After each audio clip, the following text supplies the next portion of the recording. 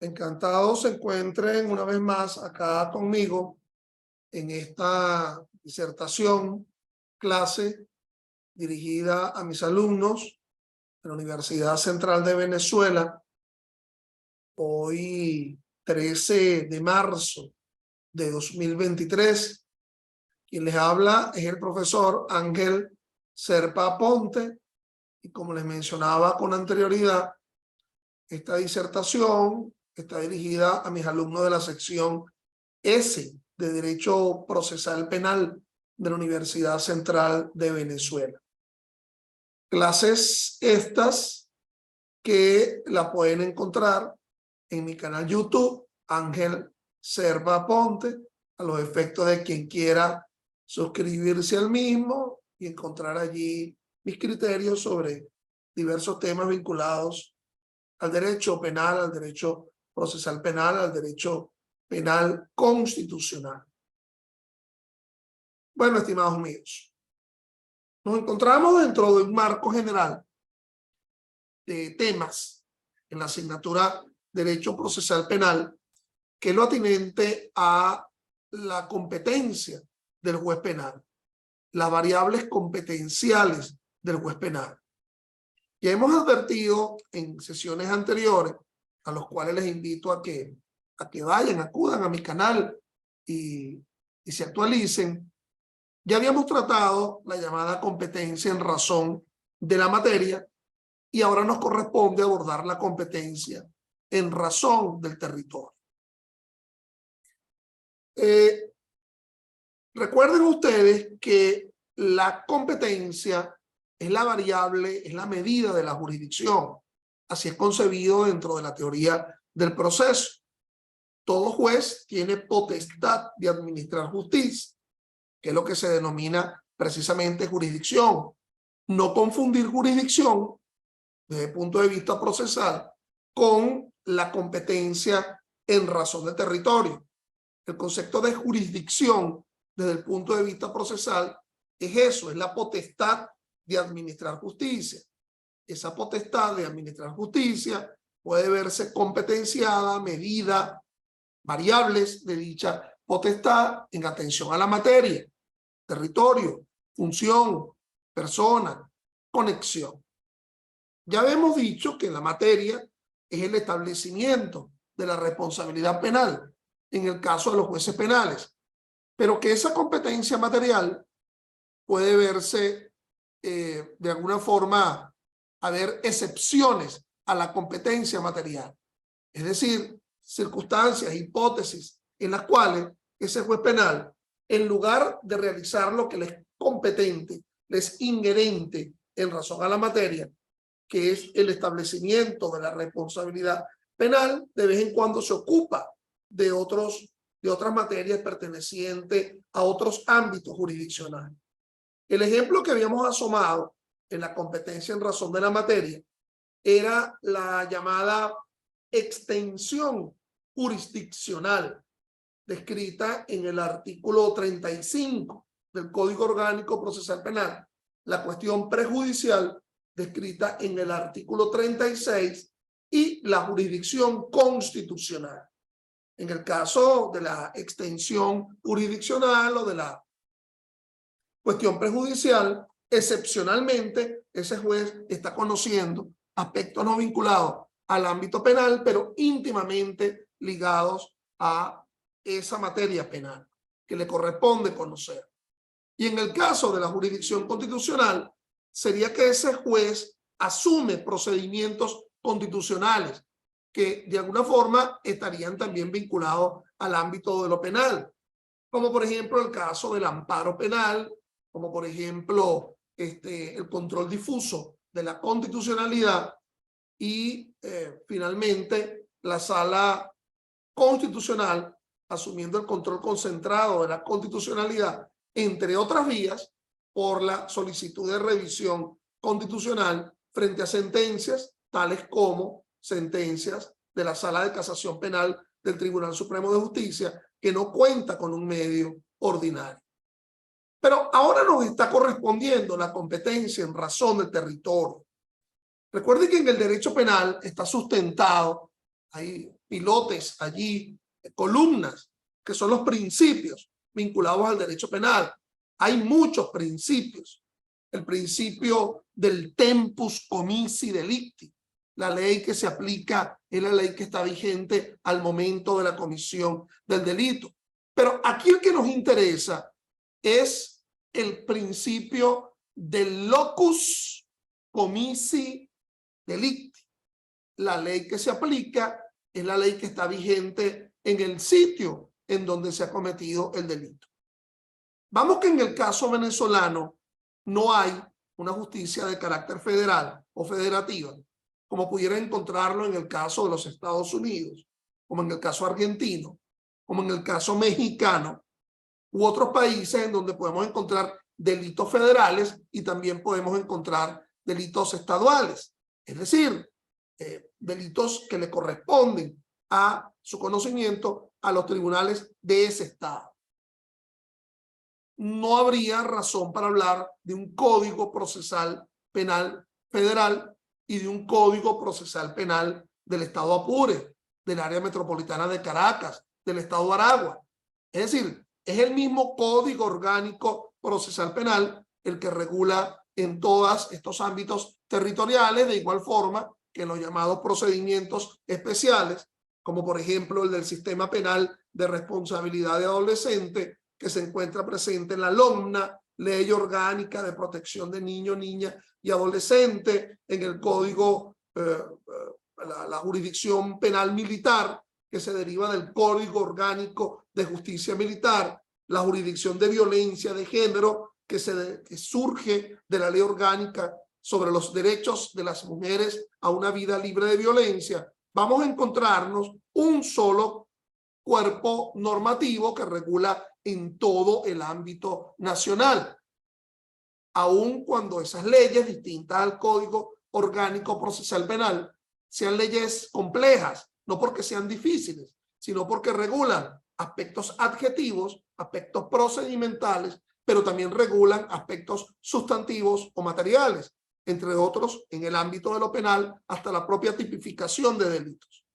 Entonces, locus comissi delicti, la ley que se aplica es la ley del sitio en donde se ha cometido el delito, sabiendo que no hay delitos federales en el ámbito venezolano ni federativo, sino que son delitos que están presentes para que quien con su conducta, su acción u omisión se adscriba al supuesto de hecho de ese delito, de esa tipificación, se derivará la consecuencia jurídica del mismo, que sería la sanción luego de un proceso.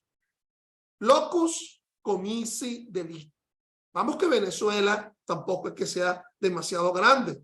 Cualquiera de ustedes toma un autobús en Caracas y, qué sé yo, a las 12 horas estaría en un ámbito aparentemente recóndito, ya inclusive cercano a la frontera, bien sea en Maracaibo, en la frontera con Maicao, bien sea en San Antonio del Táchira, en la frontera con Colombia, con Cúcuta, o bien sea en la línea Brasil, en la frontera con Santa Elena de Guairén. Pero Venezuela está dividida políticamente en estados, en una conformación de división de estados, pero que se ubica también en la propia Constitución. Y también nos encontramos con un área metropolitana de Caracas que invade circuitos, no solamente el municipio Libertador, sino que también asume 4 municipios metropolitanos del estado Miranda. Entonces, estados y el área metropolitana de Caracas. Entonces, la idea es que Venezuela, así como ustedes lo ven acá en cómo se denomina pues nuestra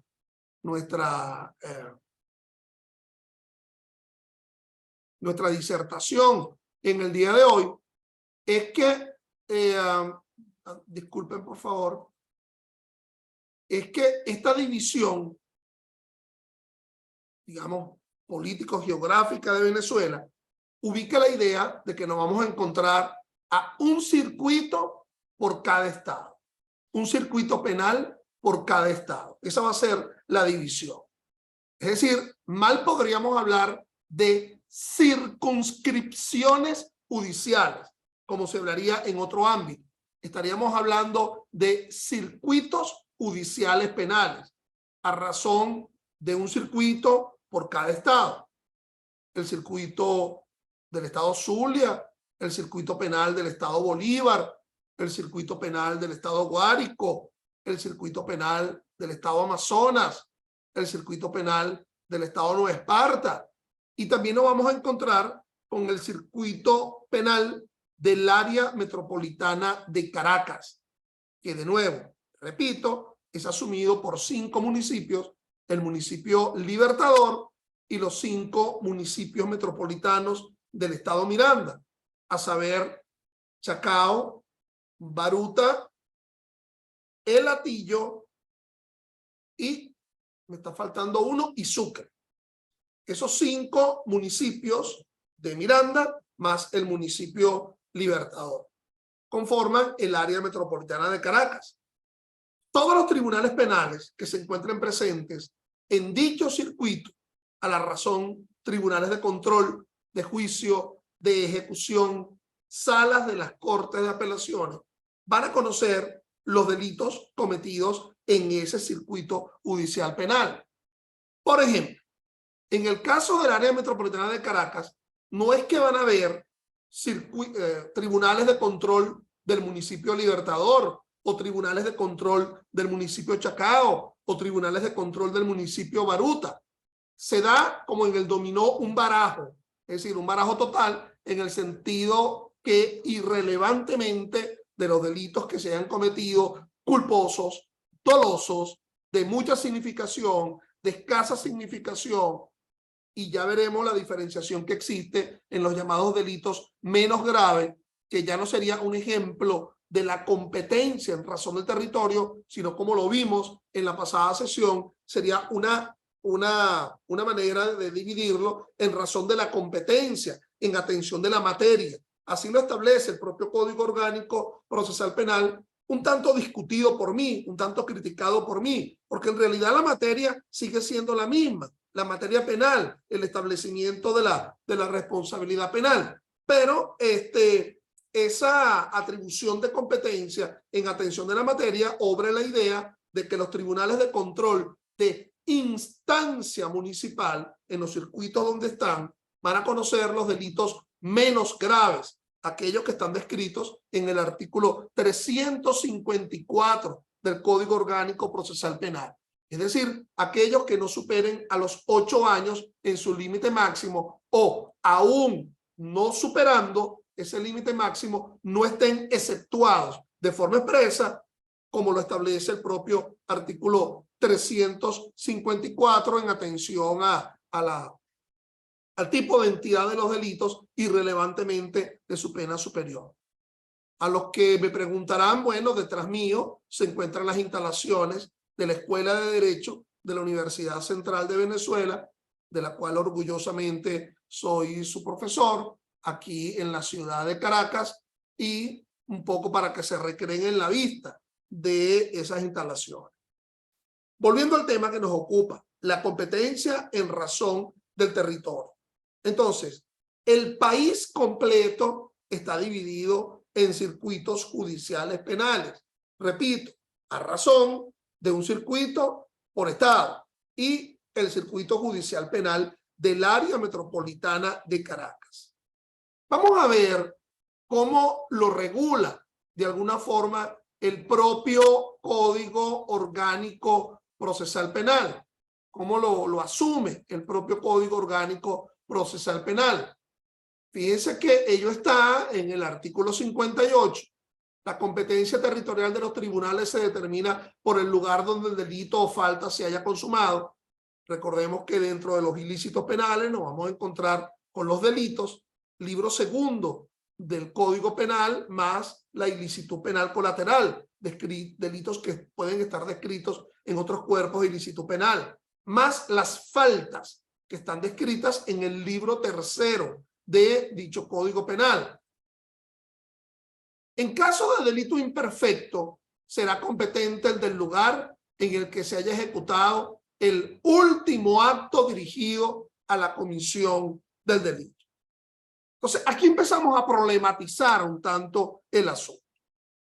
Recuerden ustedes que existen delitos de resultado que se agotan en su concreción en la aflicción del bien jurídico. Homicidio se agota con la muerte de la víctima, el hurto con el apoderamiento, ¿verdad? La estafa, pero también hay delitos que son delitos de mera conducta o de mera actividad. Pero irrelevantemente de esto y enfocándonos en el ámbito de los delitos de resultado, como ustedes han estudiado derecho penal, nos vamos a encontrar con los delitos imperfectos. A veces los delitos son como la propia vida de cada quien, quedan así a mitad de camino. Cuando a ti te preguntan, mira, ¿qué es de la vida de uno que se creía que era tu pareja? Y entonces tú dices, mira, vale, no me vuelvas a preguntar, vamos a dejar la cosa de ese tamaño. Eso quedó allí. No hubo la famosa llamada del día siguiente. Bueno, así ocurre a veces con los delitos, que quedan a medio camino. Pero no porque queden a medio camino en cuanto al resultado, no van a ser sancionados, no se va a procurar accionar por la comisión de los mismos. Porque ciertamente la filosofía que hay detrás de por qué se sancionan los delitos imperfectos está en cuanto a la ofensa del bien jurídico, es decir, a esa voluntad denodada de forma dolosa de ofender un determinado bien jurídico con una determinada conducta, aunque la cosa haya quedado a mitad de camino. Ya saben ustedes, conforme al artículo 80 del Código Penal, que hablaríamos de tentativa y hablaríamos de frustración como clásicos ejemplos de delitos imperfectos. Casi que la redacción en ese artículo 80 del Código Penal, si la revisa, casi que es similar. En el caso de la tentativa, se habla de causa independiente de la voluntad de la gente. Es lo que ha conducido al no agotamiento de la conducta. Y en el caso de la frustración, se cambia la palabra causa por circunstancia independiente de la voluntad de la gente. Pareciera que en la tentativa el problema estaba ab initio del medio para poder concretar ese resultado. Y en la frustración pareciera que el problema está con posterioridad. Casi que coloquialmente hay un entendimiento mayor de la diferencia entre frustración y tentativa, más de lo que pudiera explicar el propio código o la doctrina. En la frustración, bueno, se frustra, se impide, un acto externo impide la concreción del hecho. Y en la tentativa pareciera que ab initio, y por eso en otras legislaciones se habla de tentativa inidónea. Bueno, en todo caso, yo acá no pretendo abordar las particularidades de ese delito imperfecto, lo cual es una labor del Código Penal o del profesor de Derecho Penal, parte sustantiva. Pero solo quiero de nuevo puntualizarles que conforme a nuestro ordenamiento, bueno, habrá tentativa y frustración. Por cierto que la diferencia sancionatoria se expresa en el artículo 82 del dicho Código Penal. Y entre el 80 y el 82, así como el jamón del sándwich, siendo los dos panes el 80 y el 82, y en el medio nos vamos a encontrar el 81, el artículo 81 del Código Penal, que nos habla de la llamada acción de regreso, el llamado desistimiento voluntario que haya asumido alguien con su conducta y con lo poco que haya hecho, si con lo poco que hizo, ni siquiera llegó a que encaje perfectamente lo que hizo con respecto a la tentativa del delito, bueno, no será responsable. Pero si con lo poco que hizo ya ubica esa conducta dentro de un delito, pues será responsable. El tema es la llamada acción de regreso.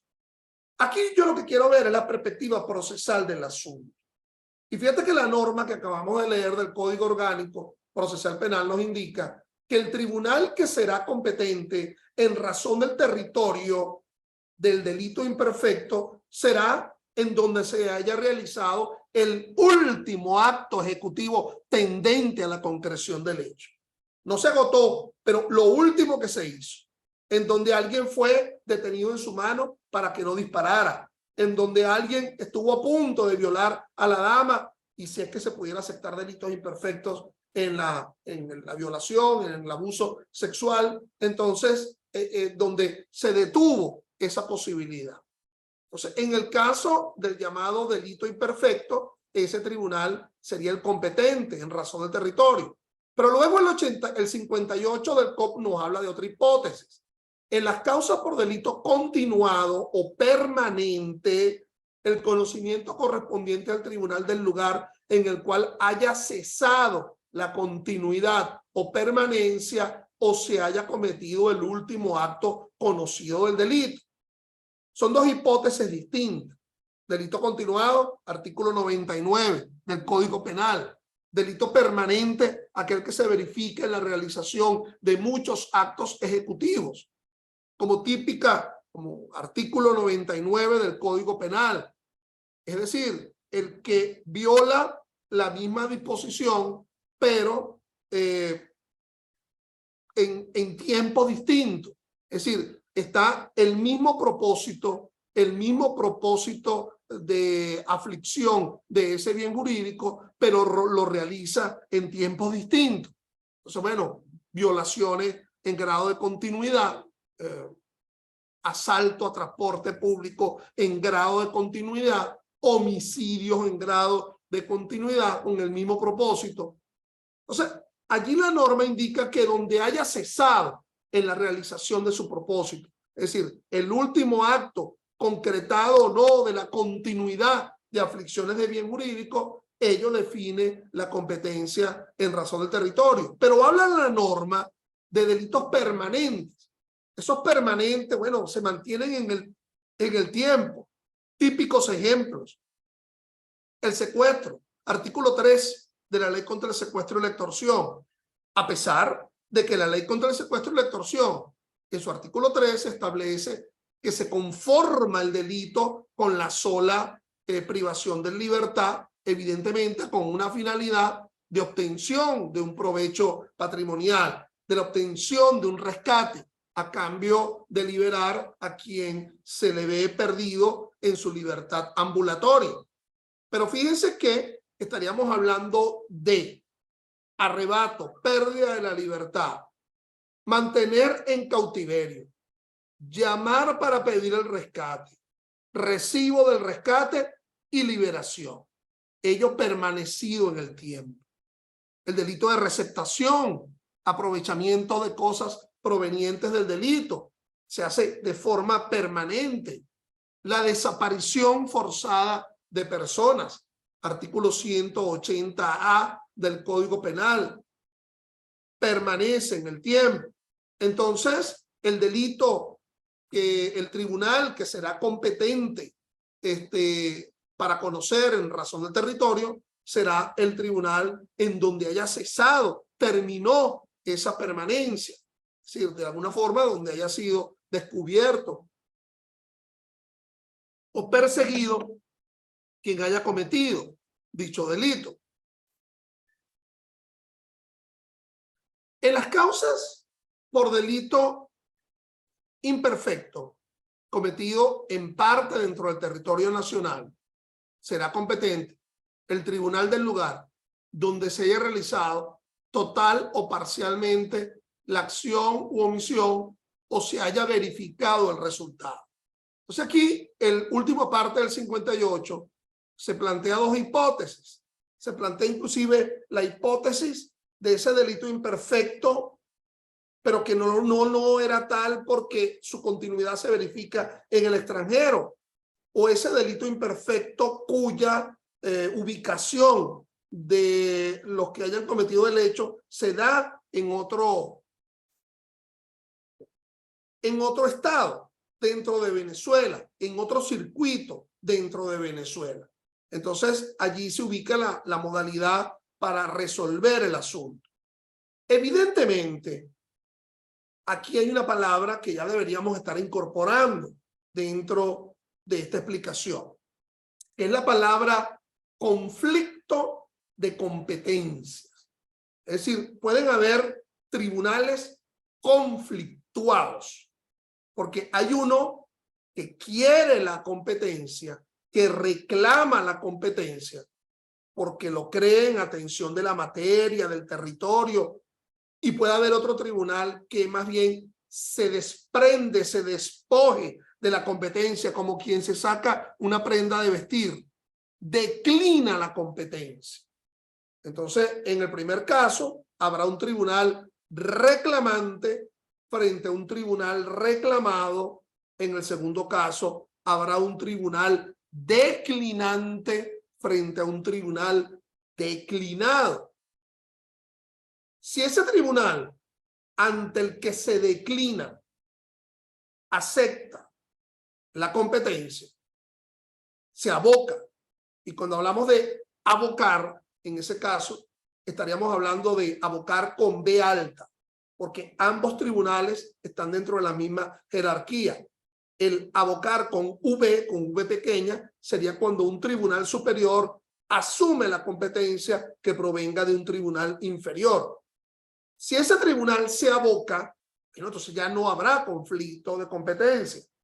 Si ese tribunal decide no abocarse cuando le declinaron la competencia, entonces habrá un conflicto de competencia que alguien no tiene que conocer. Entonces, es importante ya incorporar este término, el del conflicto de competencia, porque quizás ahorita no estén, o no debería yo explicar quién va a resolver ese conflicto de competencia, pero ya muchos se lo imaginarán, que será el Tribunal Superior Común de los tribunales conflictuados.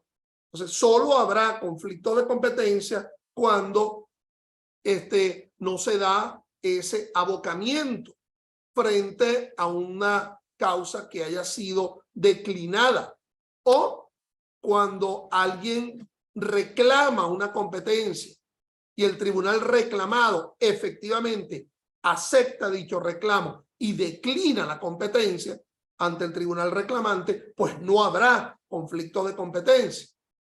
Entonces, esos conflictos competenciales pudieran darse tanto por razón de la materia como por razón del territorio. Decir, no, el delito se cometió, fue en mi ámbito territorial y no en el tuyo. Entonces, ello pudiera plantearse. Por cierto que la iniciativa para asumir esos conflictos competenciales puede ser de dos tipos. Puede ser asumido oficiosamente por el propio tribunal, pero fundamentalmente surgiría por consecuencia de una excepción, de una actuación de las partes.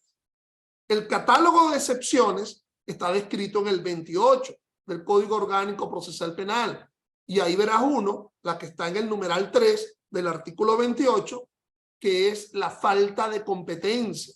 Una parte opone la excepción de falta de competencia porque asume la idea que el tribunal que está conociendo actualmente no es competente, en el caso que nos ocupa hoy, por razones del territorio.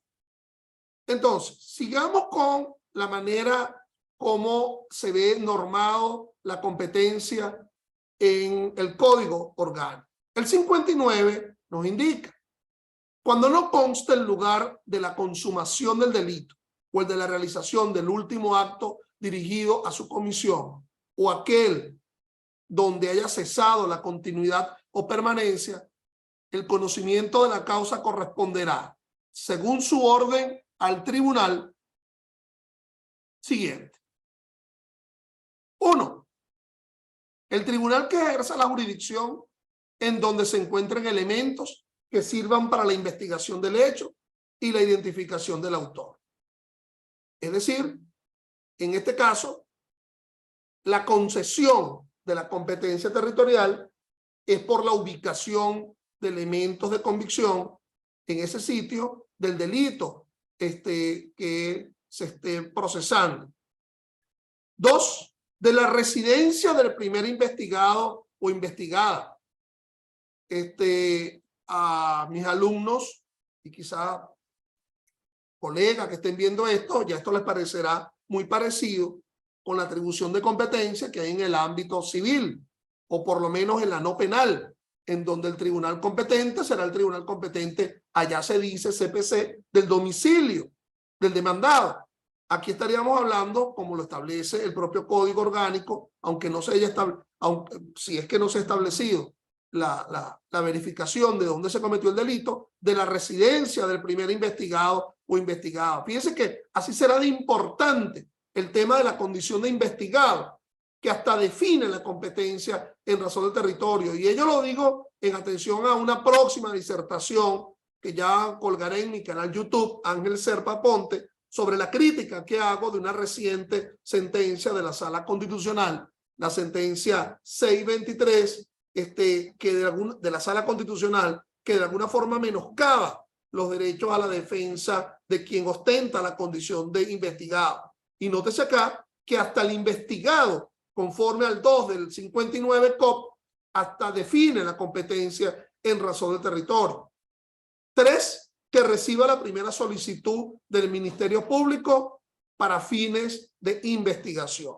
Es decir, el tribunal que haya prevenido en cuanto a la recepción de solicitud del Ministerio Público de actos de investigación. ¿Cuáles podrían ser esos actos de investigación que le pide el Ministerio Público en colaboración, en ayuda al Tribunal Penal? Bueno, por ejemplo, una audiencia de prueba anticipada, artículo 289 del COP, una audiencia de reconocimiento de imputado, o podría ser sencillamente la solicitud de orden de aprehensión, artículo 236 del COP. Aquí me voy a detener un poco. Le dije que el país entero estaba dividido en circuitos judiciales penales en atención a razón de un circuito por estado. Circuito Amazonas, circuito Apure, circuito Bolívar, circuito Anzoátegui.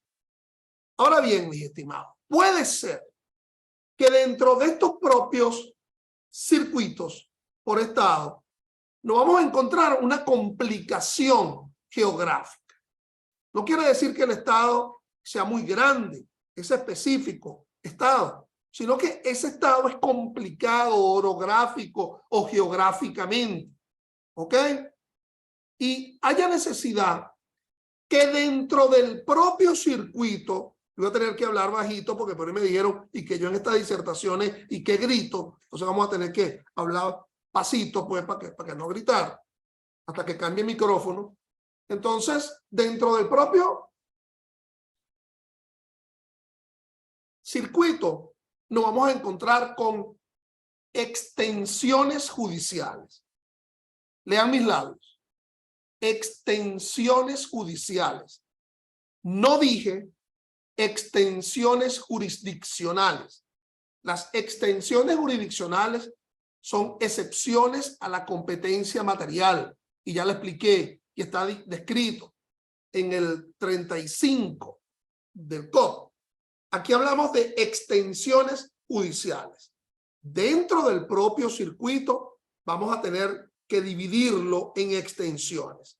Y cada extensión va a tener sus propios tribunales de control, de juicio, de ejecución y hasta sus propias salas de las Cortes de Apelaciones para conocer los delitos que hayan sido cometidos específicamente dentro de esa extensión.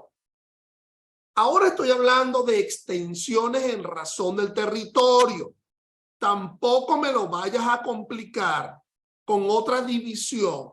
Sería extensión sistema penal de responsabilidad de adolescente o extensión de violencia de género, que ella no atiende a la competencia en razón del territorio, sino a la competencia en razón de la persona, que sería el subsiguiente tema que nos convocaría a abordar.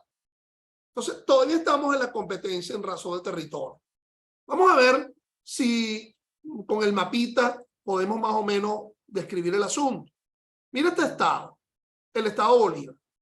El estado Bolívar es tan grande como Alemania, ¿ok? O más grande que Alemania, un estado muy extenso.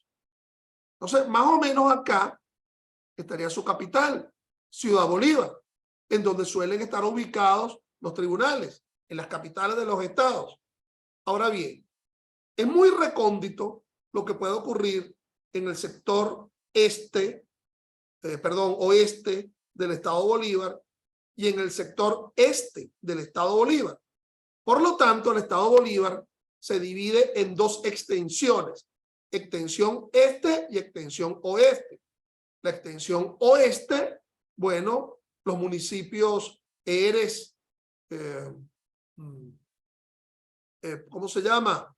Los que están ubicados hacia el ámbito del oeste, por ejemplo, Caicara, por ejemplo, Ciudad Bolívar, por ejemplo, Ciudad Piar. Y también nos encontramos con los municipios este del estado Bolívar, que sería la extensión este. Ahí estaríamos ubicando el municipio Caroní, el municipio Padre Echén, cerca de Upata, el municipio Sifonte, Tumeremo, el municipio Rocio, Huacipati, el municipio El Callao y el municipio, el último municipio, el que le corresponde a la ciudad de Santa Elena de Guairén. Fíjense, un estado como el estado Miranda, que es relativamente pequeño, pero la verdad es que poco tiene que ver los altos mirandinos con respecto a Barlovento o con respecto a los valles del Tuy. Y por lo tanto, en cada una de esas extensiones en cada uno de esos lugares hay una extensión. Ingresen, por favor, con la misma coordenada con la que ingresaron a esta sesión para la segunda parte de esta disertación. Gracias.